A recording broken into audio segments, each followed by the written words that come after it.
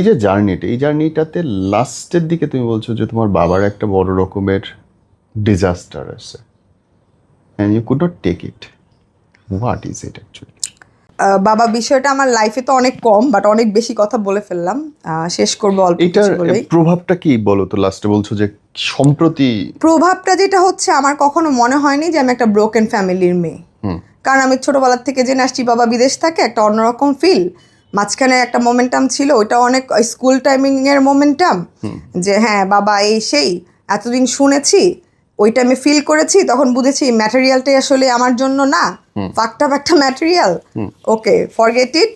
একা আছি, মা সাথে নিয়ে এই পর্যন্ত আছে। মাই আমার অনেক, মা সাথে আছে অ্যান্ড খারাপ কিছু করি নেই আলহামদুলিল্লাহ। আমার মিডিয়াতে একটু কাজ করার ইচ্ছা ছিল, আমি একটা বিউটি পেজেন্ট উইন করি, আমার মা আমার সাথে ছিল। বিউটি পেজেন্ট উইন করার পর অনেক কাজ করেছি, আমার মা আমার সাথে ছিল। সো মা নিয়ে আমার লাইফটা অনেক ভালোই চলছিল। আমার মার অনেক বিয়ের প্রপোজাল আসতো, বিদেশে নিয়ে যাবে, এই করবে সেই করবে, বাট আমার মা আমাকে ছেড়ে কখনোই কোথাও যায়নি। যেহেতু আমার মা আর আমি, আমার মা মেয়েরই একটা সংসার ছিল, কোনো ছেলে ম্যাটেরিয়াল দেখে অভ্যস্ত ছিলাম না আমি ছোটোবেলার থেকেই। তো মা নিয়ে বড় হই, মিডিয়া একটা ক্যারিয়ার পার করি, আমি বিয়ে করি, অ্যান্ড বিয়ের পরও আমার মা আমার সাথেই থাকে। এতটা মার সাথে আমি জড়িত ছিলাম।